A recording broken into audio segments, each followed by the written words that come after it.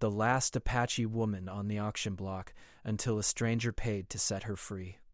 The wind howled through the dusty streets of Falcon Ridge, carrying the scent of leather and sweat, mingled with the salty tang of the ocean miles away. It was a typical day in the frontier town, where life moved slow, but hard. Today, however, there was a buzz in the air. The saloon was full of voices, laughter, and the clinking of glasses. Men from all walks of life had gathered, drawn by a rare event, the auction of the last known Apache woman. Inside, the auctioneer stood behind a wooden podium, a small, greasy smile on his face. He looked out over the crowd, his eyes glinting as he surveyed the eager faces, knowing this would be a profitable day. The man was no stranger to business, and today's transaction would make him rich. In the center of the room on the auction block stood Tala. Her head was held high, her back straight, despite the chains on her wrists. She wore the tattered remnants of what had once been her warrior's attire. Her long black hair hung in a braid down her back, her skin the warm color of the earth. Her eyes, though, were what made the crowd uneasy. They were fierce and unbroken, filled with a silent strength that spoke of a past no one could touch. The men in the room shifted in their seats, some looking at her with desire, others with curiosity. Some had heard the stories, how she had been captured during a skirmish, how her people had fought and died for their land. Some of them knew the price of her capture would be high, but they were willing to pay. The auctioneer raised his gavel. "Gentlemen," he called, his voice loud and smooth, "today we have something special. The last of the Apache warriors. A woman of strength, a woman of pride. A true treasure. Who will start the bidding?" A voice from the back shouted, $50. $50? Do I hear 60? The bidding escalated quickly, the men shouting out numbers with increasing enthusiasm. Tala stood still, her gaze never leaving the auctioneer. She had been sold before, but this time it was different. This time she wasn't just a prisoner. She wasn't just a trophy, she was a symbol of something greater, something that no one in that room could understand. The highest bidder was a gruff man with a heavy beard, a thick coat, and a look that made most of the room nervous. He'd been quiet throughout the bidding, but now his voice rang out clear and strong. $200, he shouted, slamming his fist on the table. The crowd fell silent, the air thick with anticipation. No one else dared to bid higher. The man had won. Tala's fate was sealed. But then, from the back of the room, a voice called out, "Calm and steady. I'll pay double." The crowd turned in shock.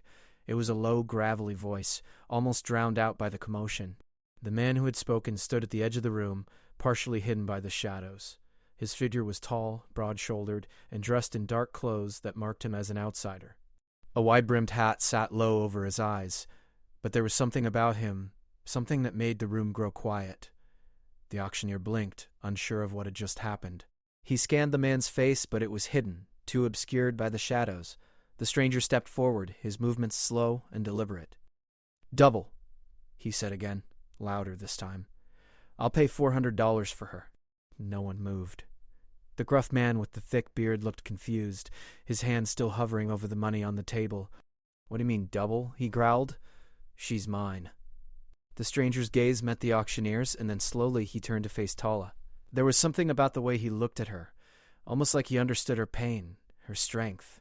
His face remained unreadable, but his eyes held a kind of determination. The auctioneer hesitated, glancing between the two men. Finally, he shrugged. "The gentleman has made his offer. If no one can top that, then the woman is his." The bearded man scowled, but he was beaten. He slammed his hand down onto the table one last time. "Fine.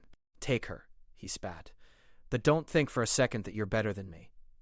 The auctioneer struck his gavel, signaling the end of the bidding. Sold to the man in the back for $400. A ripple of murmurs swept through the crowd, but the stranger paid no attention. He stepped forward, his boots echoing on the wooden floor. Tala was escorted to him, her chains clinking with every step. She didn't look at him, not at first. She couldn't afford to show weakness. She had seen too many men take advantage of her people, of her, over the years. She would not let herself be another victim.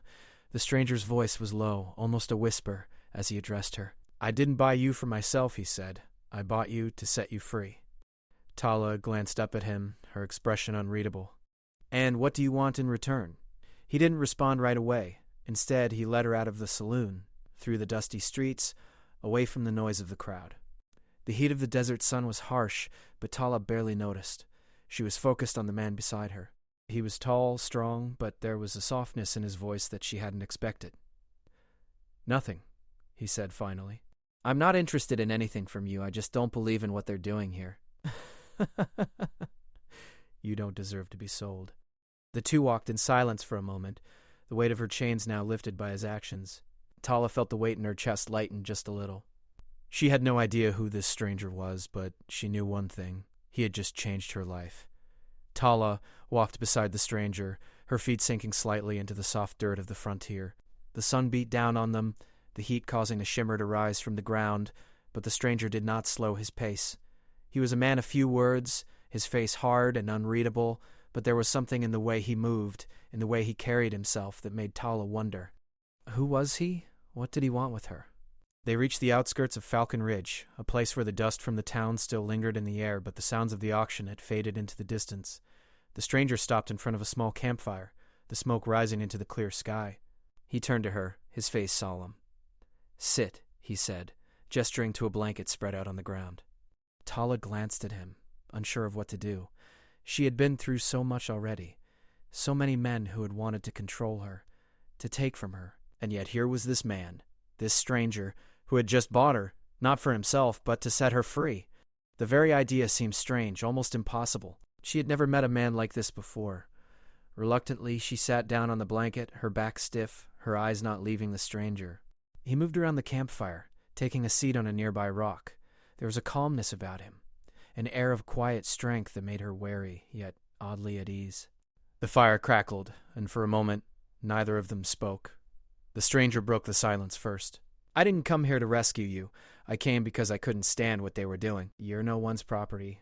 Not theirs, and not mine." Tala's brow furrowed. "Then why buy me?" she asked, her voice steady but full of suspicion. "If you don't want anything in return, why bother?" He met her gaze, his eyes dark and thoughtful.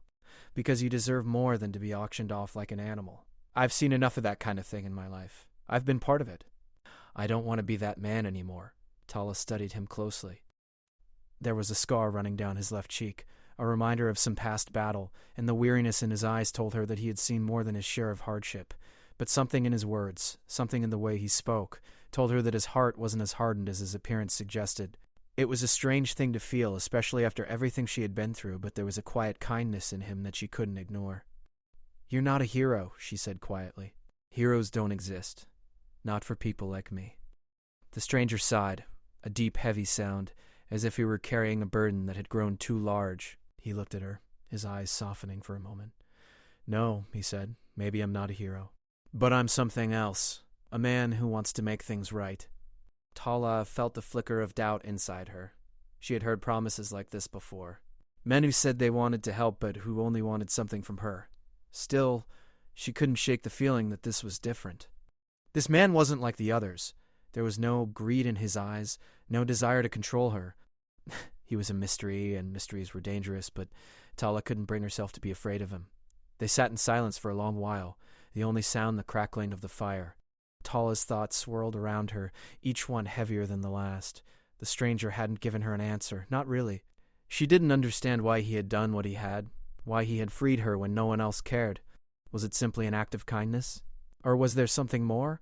Finally, she spoke again. "What will you do now?" The stranger didn't answer right away. He was staring into the fire, his fingers absent-mindedly tracing the edge of the stone he was sitting on. When he spoke, his voice was soft, almost to himself. "I don't know," he said. "I've been living a life of anger for too long, a life of running from my past. I'm not sure I know what to do with myself anymore. But I do know this. There's no way in hell I'm going to leave you out here alone." She had lived so much of her life alone, her people scattered, her tribe all but destroyed. She had learned to survive, to fight, to keep going no matter what. But hearing him say those words, "I'm not going to leave you," struck something deep inside her. She didn't know if she could trust him, but for the first time in a long while, she allowed herself to hope.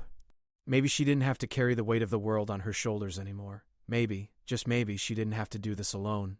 The stranger stood up and stretched, the firelight casting shadows across his face. "We'll head west tomorrow," he said. "There's a place I know, a little out of the way. We'll figure out what to do from there." Tala nodded, but she didn't speak. She wasn't sure what the future held for her, for them. She wasn't sure if she could trust him, or if she was just setting herself up for more heartache. But for now, the fire between them was enough. It was a small flicker of warmth in a world that had been cold for too long.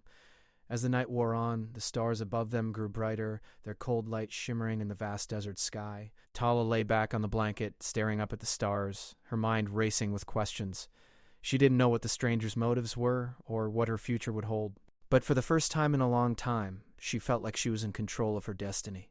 The fire crackled, and for a brief moment the world felt still, as if everything was exactly where it needed to be. Tala closed her eyes, her heart beating steady in her chest, the weight of the past lifting just a little.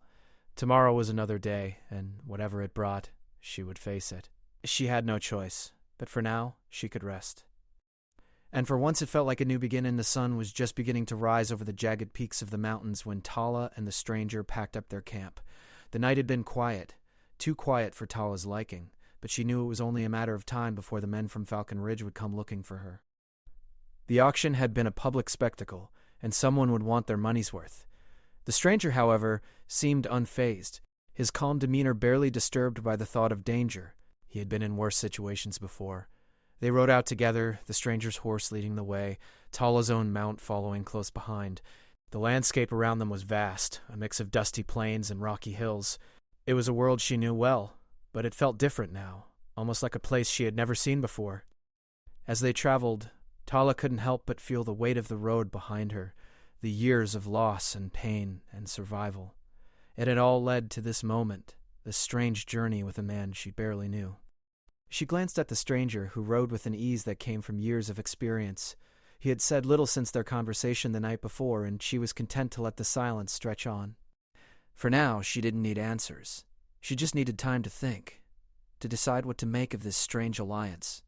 After hours of riding, they reached a small canyon, the steep walls rising high on either side. The stranger slowed his pace, glancing over his shoulder at Tala. "This is where we stop for the night," he said, his voice low but steady. "We'll rest here." She slid off her horse, stretching her legs and looking around. The canyon was peaceful, the only sound the distant rush of water from a small creek nearby. It felt like a world away from the chaos of Falcon Ridge. But as they made camp, setting up a small fire and unpacking their gear, Tala's senses began to sharpen. Something wasn't right. The air had changed, and it wasn't just the shift from the desert heat to the cooler shade of the canyon. She couldn't explain it, but she knew they weren't alone. "Something's wrong," she said, her voice quiet but firm. The stranger looked up from the fire, his eyes narrowing. "What do you mean?" I don't know. Just a feeling. "We're being followed." He stood up slowly, his movements deliberate. "Stay here," he ordered, more out of habit than concern for her safety. "I'll check it out." Tala watched as he moved into the shadows, his figure blending with the darkness. She couldn't help but feel a sense of unease in her chest. The stranger was skilled, no doubt, but she had learned long ago that danger could come from any direction. She wasn't about to sit back and wait. She followed him at a distance, her steps silent as she moved through the canyon. She knew this terrain well, the rocky outcrops, the narrow pathways, the hidden spots where an enemy could hide, but as she reached the edge of a cliff, she saw him. A man, a silhouette standing at the far end of the canyon, watching them. Tala froze, her heart racing. He was too far to make out clearly, but she could tell he was armed. Then she heard it, the soft crunch of footsteps behind her. She turned quickly, reaching for the knife she kept at her side, but it was too late. A figure stepped out from the shadows, blocking her path. "Easy now," the man said, his voice low and calm. "We don't want any trouble." "Who are you?" The man smirked. "You don't need to worry about that. Just know that you're not going anywhere." Before she could react, she heard a shout from the other side of the canyon. The stranger was back, but he wasn't alone. More figures emerged from the shadows, men on horseback, their faces hard and determined. They had been tracking them for hours, Tala realized, and they had finally caught up. The stranger didn't hesitate. He pulled his pistol and fired a warning shot, the sound echoing through the canyon. The men on horseback drew their guns, but the stranger was faster. He fired again, hitting one of the riders in the shoulder. The man fell, but the others were quick to return fire. Tala's heart pounded in her chest as she crouched low, looking for cover. The fight was chaotic, the crack of gunfire ringing out as the men clashed. She could hear the stranger shouting orders, his voice commanding and confident, but she knew they were outnumbered. She took a deep breath and moved quickly, circling behind the nearest boulder. There was no time to think. She had to act. She pulled her knife from its sheath and crept closer to the nearest rider. He was focused on the stranger, his back to her. It was the perfect chance. With a swift movement, she lunged, driving the knife into the man's side. He gasped in pain, but before he could react, she twisted the blade and pulled it free. He crumpled to the ground, but Tala didn't pause to check if he was dead. She moved quickly, searching for the next threat. The fight lasted only minutes, but it felt like hours. Tala fought with the ferocity of a cornered animal, every move calculated and swift.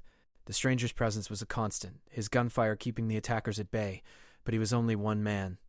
She could see the men closing in, the danger growing. Finally, after what felt like an eternity, the last of the attackers fled, disappearing into the night. Tala stood in the silence that followed, her chest heaving, her hands stained with blood. She looked around at the fallen men, but her thoughts were already on the next step. They couldn't stay here. There would be more men coming. She knew that for sure. The stranger walked over to her, his face grim but his eyes full of respect. "You did good," he said, his voice quiet. Tala nodded, wiping the blood from her knife. "We need to move. More are coming." They packed up quickly, mounting their horses and riding through the canyon. The night stretched on, the stars above them like cold, indifferent eyes, watching as they fled into the darkness. As they rode, Tala couldn't help but feel a strange mix of fear and relief. They had survived, for now, but she knew they couldn't run forever. Falcon Ridge would send more men.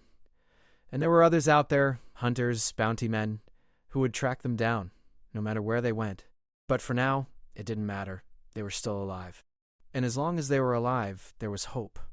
The sky was still dark when Tala and the stranger stopped for the night, their horses tired from hours of riding. The wind had picked up, howling through the canyons and sending dust swirling in every direction. They had been traveling nonstop for days, trying to put as much distance between themselves and the men from Falcon Ridge. But Tala knew it wouldn't be enough. Not this time. They were being hunted.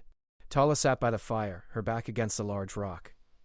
The flames flickered, casting long shadows across her face, but her eyes were focused on the horizon, her mind racing. She had spent most of her life running, surviving, never staying in one place for too long. But now, with the stranger by her side, things were different. She wasn't sure if it was hope or foolishness that kept her going, but she could feel something deep inside her, a pull to keep moving forward, to keep fighting. The stranger sat across from her, his eyes trained on the fire. His face was hard, but there was something softer in his gaze now, something that spoke of the bond they had formed. He hadn't said much since the fight in the canyon, but his actions had spoken louder than words. He had risked his life to help her, to protect her. Tala hadn't forgotten that. But she wasn't sure where they were headed now. "Do you think they'll come after us again?" she asked, breaking the silence. The stranger didn't look at her. Instead, he stared into the flames, his jaw tightening. "They won't stop until they get what they want." Tala nodded, her heart heavy with the truth of his words. She had been a prisoner before, but now she was something else entirely. A symbol of defiance, a target for those who sought to control her people. She couldn't run forever, but she also couldn't let them win. "We can't keep running," she said, her voice steady despite the storm of emotions inside her. "There has to be another way." The stranger finally turned to her, his eyes meeting hers. "What are you suggesting?" Tala took a deep breath. She knew what she had to do. She had to face the people who had hunted her, the ones who had destroyed her tribe. She had to make them pay, not just for what they had done to her, but for what they had done to her people. For too long they had gotten away with it, hiding behind their wealth and power. But not anymore. "We go back," she said, her voice quiet but firm. "We fight. We take back what's ours." The stranger studied her for a long moment, as if weighing her words. Then, without a word, he stood up, his movements fluid and deliberate. He didn't ask her to explain herself. He didn't need to. He had seen the fire in her eyes, the determination that burned brighter than any fear. "You're sure?" he asked, his voice low. Tala nodded, her heart pounding in her chest. "I'm sure." They packed up their camp quickly, the silence between them heavy with unspoken understanding. They didn't need to say anything more. They knew what they had to do. The stranger mounted his horse, and Tala followed suit. Together they rode off into the night, the weight of their decision pressing down on them with every step. As they neared Falcon Ridge, the town loomed in the distance, a dark silhouette against the rising sun. Tala's pulse quickened, her breath shallow. She had been here before, but it felt different now. She wasn't the same woman who had been auctioned off in that saloon. She was stronger, fiercer, and more determined than ever to take back her freedom. They didn't enter the town through the main road. Instead, they circled around, moving through the rocky hills and keeping to the shadows. Tala's eyes scanned the surroundings, every noise, every movement, her senses on high alert. She had spent her life navigating this kind of danger. She knew how to survive in the wilds, but this was different. She wasn't just fighting for herself anymore, she was fighting for something greater. They found a vantage point overlooking the town, and Tala motioned for the stranger to stop. They dismounted and crouched low, watching as men moved about in the streets below. Some of them were the same men who had bought and sold her, the ones who had taken everything from her. The anger bubbled up inside her, but she forced it down. She couldn't let rage cloud her judgment. This was about strategy, about taking back what was hers. "We need to find out where they're keeping the others," she said quietly.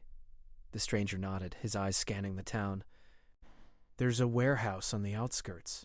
That's where they'd keep people like you." She knew exactly what she had to do. She turned to the stranger, her face set with determination. "We'll need to move fast. Once we get inside, we take out the guards and free anyone they've captured. We don't leave anyone behind." "We'll do it together," he said. They moved swiftly, their horses quiet against the ground as they made their way to the outskirts of the town. The closer they got, the more Tala's senses sharpened. She could feel the eyes of the town on her, but she wasn't afraid anymore. She had come for justice, and she would get it, no matter the cost. They reached the warehouse without being seen. Tala crept toward the entrance, her knife in hand, the stranger close behind her. They had done their part in staying hidden, but now they had to act quickly. The building loomed ahead, a dark and imposing structure, but it wasn't just the building that had her attention. It was the men standing guard outside, their faces grim as they surveyed the area. Tala and the stranger exchanged a look, and without a word, they moved. The stranger went left, and Tala went right. She could hear the soft shuffle of her boots on the ground, the sound of her breath steady as she approached the first guard. With a quick, fluid motion, she disarmed him, knocking him out cold before he could raise an alarm. The stranger was right behind her, taking out the other guards with the same efficiency. They worked in perfect sync, their movements silent but deadly. Once the guards were down, they moved inside. The warehouse was filled with crates and barrels, but Tala's eyes were focused on the cages in the back, the ones that held the prisoners. She could see them now, men and women, young and old, their faces gaunt and hollow from days of captivity. They had been sold, just like her, but not anymore.